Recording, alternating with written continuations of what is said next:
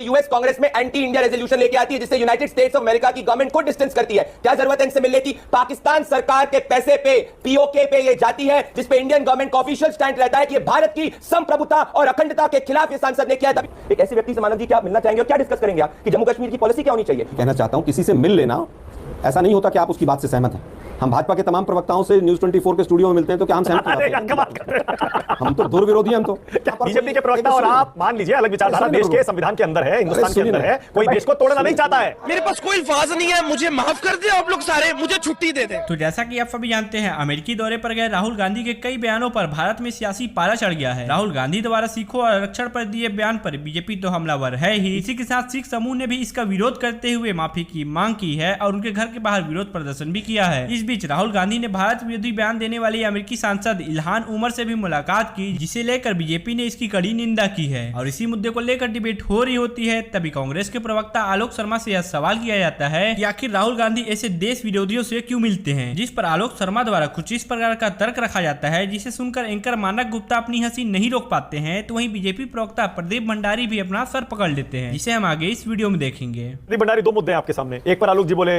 प्रधानमंत्री नवाज शरीफ से मिल लेते हैं, जो बाइडेन के उनके विचार जानते हुए मिल लेते हैं। ऐसे में इल्हान उमर अगर उन सांसदों के साथ आ गई वहां पर उनकी मीटिंग में, क्या दिक्कत है? मैं मानक जी आपके शो में जुड़ने के लिए बहुत बहुत धन्यवाद। मैं 10 मिनट तक आलोक जी को सुन रहा था, मैं चाहूंगा मुझे सिर्फ 2 मिनट का समय दिया जाए।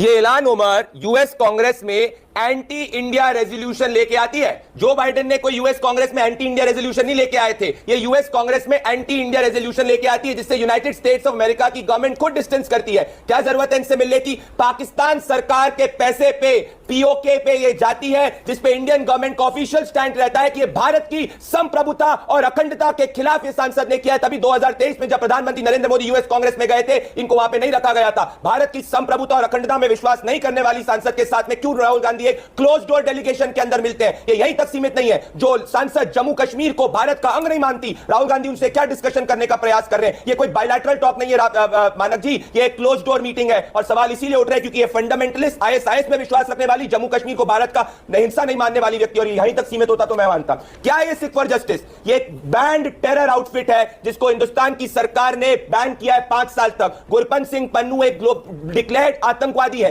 ये राहुल गांधी ने जो स्टैंड लिया है सिखों पे, उससे ये हां में हां मिला रहे हैं। आप मुझे बताइए क्या कोइंसिडेंस होता है? अगर मैं ये कहूं आपको ये इनफ है, तो ये हिंदुस्तान में आतंकवादी अफजल गुरु, जिसको फांसी की सजा दी गई थी, कांग्रेस पार्टी जम्मू कश्मीर में एक ऐसी पार्टी के साथ अलायंस करती है जो अफजल गुरु को आतंकवादी नहीं मानती और कहती है कि इसको आतंकवाद, अगर हमारे बस में होता तो हम इसको फांसी की सजा में नहीं आने देते। तो आप मुझे बताइए कि कांग्रेस पार्टी और राहुल गांधी का स्टैंड एंटी इंडिया कैसे नहीं है? ये मेरा पॉइंट नंबर 1 है। अब मैं पॉइंट नंबर 2 की बात करता हूं। इन्होंने जयशंकर के बयान को पूरी तरीके से कोट नहीं किया, मैं पूरी तरीके से कोट करूंगा, पर पहले बताऊंगा ये रही ऑफिशियल रिपोर्ट रिपोर्टेड 2010 की, जब ऑफिशियल रिपोर्ट है India has lost substantial land to China. Congress party की सरकार थी, मीडिया ने वाइडली रिपोर्ट किया था, तब चाइना को लैंड करा था। अब इनने जो फेक न्यूज फैलाई, ओपन चैलेंज दे रहा हूं, होम मिनिस्टर अमित शाह ने एक भी बार शब्द मास्टर स्ट्रोक का प्रयोग किया ऐसा है कि उस पर तो मैं अपने शब्द वापस ले लूंगा। झूठ फैला रहे, फेक न्यूज फैला रहे, मास्टर स्ट्रोक शब्द का प्रयोग होम मिनिस्टर अमित शाह ने नहीं किया। नेक्स्ट फेक न्यूज, तो एस जयशंकर के बयान पढ़ना चाहता हूं मैं, और ये रहा उनका बयान। We will not let China dictate the play, Jaishankar on changes in foreign policy in Modi era. S Jaishankar कितने भी बयान उठा के देख लीजिए, एक भी बयान में अगर उन्होंने चाइना की बात की, कहा कि हिंदुस्तान चाइना के सामने झुकेगा। एक हेड ऑफ स्टेट दूसरे हेड ऑफ स्टेट से एक बायलैटरल में मिल सकता है, परंतु ये कोई हेड ऑफ स्टेट किसी दूसरे से नहीं मिल रहा है। क्लोज डोर मीटिंग एक आतंकवाद समर्थक से क्यों की जा रही है? एलओपी तो है ना, लेकिन वो लीडर ऑफ अपोजिशन है। समर्थन से लेंगे एक ऐसे व्यक्ति से मानव जी क्या मिलना चाहेंगे और क्या डिस्कस करेंगे आप कि जम्मू कश्मीर की पॉलिसी क्या होनी चाहिए? और जब मैं इससे स्टैंड से करता हूं कि जब इनका अलायंस पार्टनर आर्टिकल 370 की बात करता है कि आर्टिकल 370 वापस से आएगा जिससे वापस से जम्मू कश्मीर के अंदर आतंकवाद फैलेगा, तो मुझे चिंता होती है। मानव जी, अभी तक पूरे शो में इन्होंने ये नहीं बताया कि क्या स्टेट्स एक ही बार अगर सिख इस देश के अंदर थ्रेटन फील किए थे, 1984 में किए थे। 1984 में कोर्ट ने जगदीश टाइटलर के खिलाफ चार्जेस फ्रेम करने की बात करी है। अभी तक जगदीश टाइटलर कांग्रेस पार्टी के अंदर है। ये यहीं तक सीमित नहीं है। रिजर्वेशन के ऊपर आप बात कर रहे हैं, मैं नेहरू जी के बयान को और राजीव गांधी के बयान को सुना देता हूं। ये रहा नेहरू जी का बयान 12 अप्रैल का शोलापुर की रैली के अंदर। ये दलित विरोधी है, रिजर्वेशन विरोधी है, ये संविधान लेके घूमते हैं, इसके विरोधी। सुनिए नेहरू जी क्या कहते हैं। नेहरू जी कहते हैं, इनॉग्रेट करते हुए एक्स क्रिमिनल ट्राइबल कॉन्फ्रेंस, कहते हैं नेहरू जी ये कहते हैं कि मैं शेड्यूल कास्ट और एसटी के रिजर्वेशन के हक में नहीं हूं, उनको रिजर्वेशन देने से इंफीरियरिटी कॉम्प्लेक्स होता है। ये नेहरू जी ने कहा है, तभी लोग ने दलितों का रिजर्वेशन छीनकर लैम्बोर्गिनी गाड़ी का प्रयास किया। देखिए मैं केवल ये कहना चाहता हूं किसी से मिल लेना ऐसा नहीं होता कि आप उसकी बात से सहमत हैं। हम भाजपा के तमाम प्रवक्ताओं से न्यूज 24 के स्टूडियो में मिलते हैं तो क्या हम सहमत हो जाते हैं? कमाल कर रहे हैं। हम तो धुर विरोधी हैं हम तो। आलोक जी नहीं, हम तो सारा दिन लड़ते हैं इनसे और ये भी लड़ते हैं हमसे। अरे मुझे मैं केवल ये जानना चाहता हूं, अरे हम आलोक तो- जी, हमारे बीजेपी के सांसद और तो वहां आप पर बीजेपी कोई- के प्रवक्ता एक और सुनिए। आप मान लीजिए अलग विचारधारा सुनिए देश प्रभु। के संविधान के अंदर है, हिंदुस्तान के सुनिए अंदर ना। है, कोई देश को तोड़ना नहीं चाहता है। अरे भाई, अब बीजेपी कह रही है जम्मू कश्मीर को अलग कर दो या खालिस्तान को अलग कर दो। मानक जी मुझे बोलने तो दीजिए। संविधान भी नहीं मान रहे थे भाई। मानक जी मुझे बोलने तो हाँ, आलोक जी दीजिए बोलिए, बोलिए। वापस आता हूं। 1990 के बाद अटल बिहारी वाजपेयी गए, क्या वो अटल बिहारी वाजपेयी नवाज शरीफ से सहमत थे हर चीज में? आगरा में आए और फिर बस में बैठकर गए? क्या आडवाणी जी गए, क्या वो सहमत थे? क्या मोदी जी नवाज शरीफ से सहमत थे?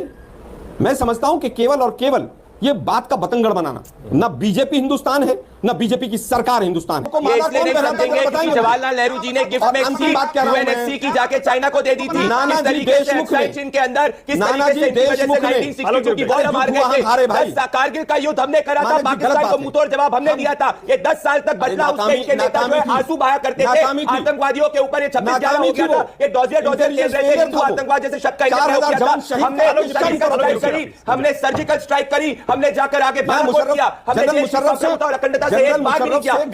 मैं बताना चाहता हूं स्थिति क्या थी। जम्मू कश्मीर में ये लाल चौक पे तिरंगा नहीं फहरा सकते थे, जम्मू कश्मीर के अंदर आज तिरंगा फहराया जाता है। इनके खुद के होम मिनिस्टर सुशील कुमार शिंदे को सुन लीजिए क्या कहते थे कि जब ये होम मिनिस्टर थे, अरे मैं लाल चौक पे जाता था, मेरी हालत खराब हो जाती थी, अब जाके एटलीस्ट मैं लाल चौक पे मुझे कोई डर नहीं लगता है। इनके खुद के होम मिनिस्टर को सुनिए। और मानक जी, इनके आर्गुमेंट को एक्सटेंड करता हूं इनके हिसाब से और आशुतोष जी के हिसाब से। हाफिज सईद भारत की संप्रभुता और अखंडता के खिलाफ है, उसके साथ बैठो, ऑफिशियल रूप से चाय पानी पियो। जैशे मोहम्मद के साथ में चाय पानी पियो, हर भारत विरोधी व्यक्ति के साथ चाय पानी पियो। कल को इनका बस चले तो ओसामा बिन लादेन को भी पीस मेकर जस्टिफाई। खैर, इधर प्रदीप भंडारी ने कांग्रेस की क्लास लगाई तो वहीं दूसरी ओर राहुल गांधी के इस मुलाकात पर बीजेपी ने एक प्रेस कॉन्फ्रेंस कर राहुल गांधी और उनके पार्टी को आईना दिखाया है। इस बीच सुधांशु त्रिवेदी ने कहा कि राहुल गांधी भारत के इतिहास में पहले ऐसे नेता प्रतिपक्ष बने हैं जिन्होंने किसी घोषित भारत विरोधी अमेरिकी सांसद के साथ मुलाकात करके देश को नुकसान पहुंचाने का काम किया है। इस बीच उन्होंने आतंकी पन्नू का जिक्र किया और कहा इस बार राहुल गांधी के भारत विरोधी मित्रों की लिस्ट में एक और उपलब्धि शामिल हुई है। उन्होंने आगे कहा, पाकिस्तान से लेकर पन्नू और इल्हान उमर तक राहुल गांधी के तारीफों के पुल गढ़ रहे हैं। इस बीच उन्होंने सैम पित्रोदा के पप्पू वाले बयान का जिक्र करते हुए कुछ यूं कहा। जो बात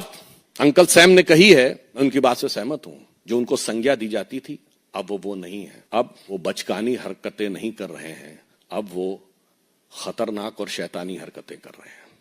अब वो हर उस ताकत के साथ हैं जो भारत को कमजोर देखना चाहती है। तो वहीं राहुल गांधी के अमेरिकी दौरे को लेकर सीएम हिमंता बिस्वा शर्मा का यह बयान सामने आया है, जिसमें उन्होंने कहा कि उनके अमेरिका दौरे का सिर्फ मकसद भारत को बदनाम करना है। राहुल गांधी जी अमेरिका जाने का यात्रा का मकसद है भारत को बदनाम करने का।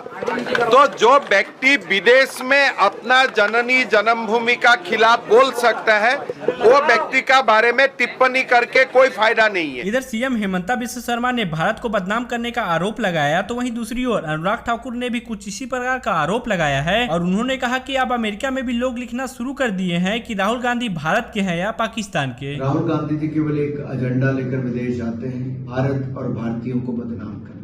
भारत की भाषाएं हो, महिलाएं हो, संगठन हो, सरकार हो, इन सबको अपमानित करना, कोई कमी नहीं छोड़ते। अब तो अमेरिका में भी लोगों ने लिखना शुरू कर दिया कि राहुल गांधी भारत के हैं कि पाकिस्तान के हैं। ये इससे बड़ा दुर्भाग्य क्या होगा? भारत के नेता प्रतिपक्ष गए और गैर जिम्मेदाराना बयानबाजी करके आज लोग पूछते हैं कि वो हिंदुस्तान के कि पाकिस्तान के हैं। वो राजनीति कर रहे हैं। राज करने वालों का विरोध करते करते वो राष्ट्र का विरोध करने लग गए। उनको समझना पड़ेगा, व्यक्ति का विरोध कर सकते हो, किसी राजनीतिक दल का विरोध कर सकते हो, लेकिन देश का नुकसान अगर करते हो, मुझे लगता है इससे बड़ा घिनौनी हरकत और क्या हो गया? बताइए ना जी कि आप देश से बाहर जाते हो, जो हिंदुस्तान का मान सम्मान दुनिया में बड़ा है, आज उसी हिंदुस्तान को नीचा दिखाने का काम राहुल गांधी कर रहे हैं। खैर, इधर बीजेपी ने राहुल गांधी के इस मुलाकात पर आपत्ति दर्ज की है। इस बीच सीएम योगी ने भी इस मुलाकात पर अपना रिएक्शन दिया है। उन्होंने सोशल मीडिया पर एक पोस्ट करते हुए लिखा, कांग्रेस के युवराज राहुल गांधी भारत विरोधी अलगाववादी समूह के नेता बनने की ओर अग्रसर हैं। इनका एकमात्र लक्ष्य भारत की एकता, अखंडता और सामाजिक समरसता को छिन्न भिन्न करके देश को गृह युद्ध की ओर ढकेलना है। इस बीच उन्होंने राहुल गांधी के आरक्षण वाले बयान का जिक्र करते हुए लिखा, राष्ट्र विरोधी नेशनल कॉन्फ्रेंस के साथ गठबंधन करने वाली और पिछड़ों के आरक्षण में सेंध मानी कर उनका बड़ा हिस्सा मुसलमानों को सौंपने वाली कांग्रेस की युवराज अब देश में आरक्षण को समाप्त करने का कुचक्र रच रहे हैं। किंतु राहुल गांधी को यह समझ लेना चाहिए कि इस देश में जब तक भाजपा का एक भी कार्यकर्ता है, उनकी यह विभाजनकारी मंशा सफल नहीं हो पाएगी। आगे उन्होंने इसकी निंदा करते हुए देशवासियों से माफी मांगने की मांग की है। इस बीच यूनियन मिनिस्टर जीतन राम मांझी का यह वक्तव्य सामने आया है, जिसमें उन्होंने राहुल गांधी के अमेरिकी दौरे के दौरान किए गए बयानबाजी पर कड़ी नाराजगी जाहिर की है। घर का घरेलू कहा नहीं जा सकता। भारत के चीज को वो विदेश में कहते हैं, ये एंटी नेशनल उनका काम है, उनको ऐसा नहीं करना चाहिए। एकदम एंटी नेशनल काम है। जो भारत में हम लोग क्या करते हैं क्या न करते हैं, यहाँ जितना कहना है लड़े हैं, तो नेता पोजीशन है ये हैं, पार्लियामेंट में बोल सकते हैं। अमेरिका में जाकर बोलने का क्या उचित है दूसरे के यहाँ?